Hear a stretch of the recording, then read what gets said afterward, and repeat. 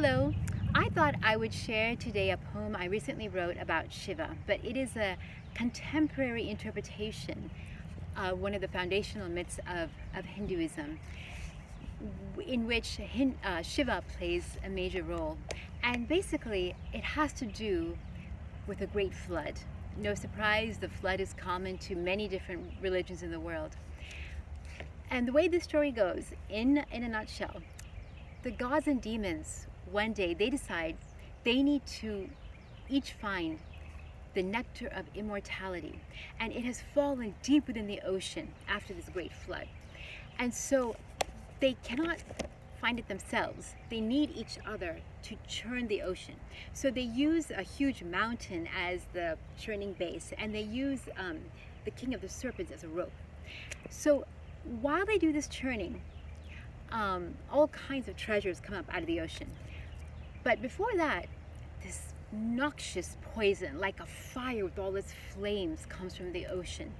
And it's translated in Sanskrit as either a black mass or a puzzle of time, which I love, by the way.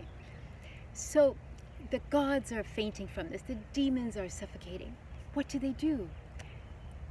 No god is strong enough to handle this poison except Shiva. So Shiva is one of the Hindu trinity, and he's a real wild deity.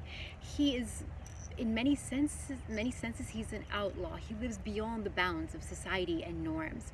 His wife is the goddess of the earth, and he spends at times thousands of years meditating, but he's also the great lover. He is a god of peace, supreme peace, but he's also the god who destroys all evil. So he's a god who embraces all paradoxes. He combines both men and women, and he embraces them, and he's above them. So that is Shiva. So Shiva drinks this poison, but actually he doesn't swallow it because it stays in his throat. It's said that the goddess Parvati holds his throat to make sure it stays in there because it's so noxious and so vile, it'll poison him if it goes inside him. And he can't spit it out because it'll poison the three worlds, the earth, heaven, hell. It'll poison the worlds. So he holds it in his throat, and it turns his throat blue. So I wrote a contemporary version of this myth. It's just called Shiva. The oceans heaved. Those who live for others and those living for themselves churn the earth's blue blood desperately, searching for the nectar of immortality hidden deep beneath the eyes of men, demons, and gods. They pulled on the serpentine rope, desperate for treasures lost in a deluge, a tree, a cow, a goddess who all grant wishes. Lakshmi herself, the goddess of the best and the blessed in this fractured world where men's wishes matter most to men. But before this, poison, gurgling pitch toxin surfaced. Demons suffocating. Gods at a loss, needing demons to churn the wavering body of water. Will we forever be mortal? Then,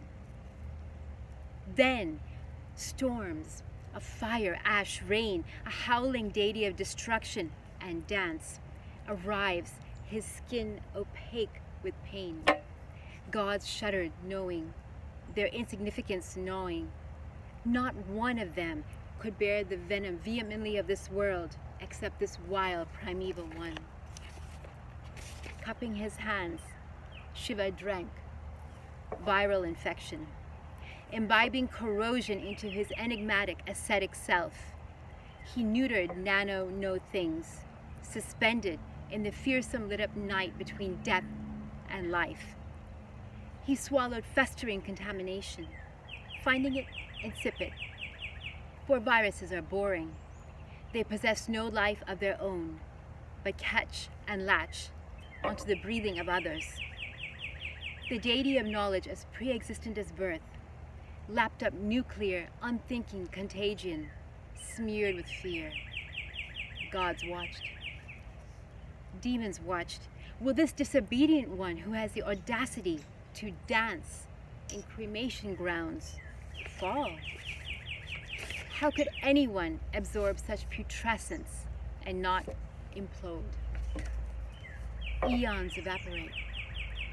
Oceans become septic with plastic. Still, Shiva drinks. Sea foam glitters aquamarine turquoise. Still Shiva drinks, undistracted. He knows each sun-born water spark is a soul, leaving for it is done with the chimerical chemistry of existence.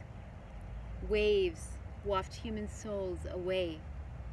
Still, Shiva drinks.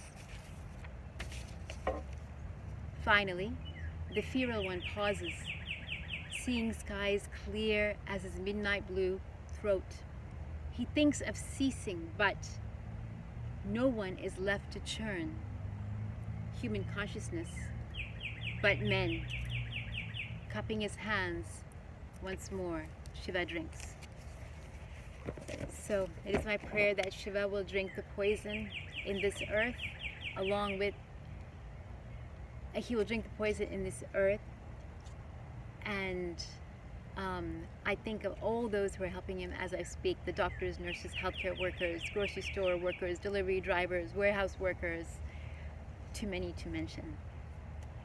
And if you want to hear more about Shiva or the myth of the ocean, the churning of the ocean, let me know, comment or message me, and I'll tell you a story. Thanks.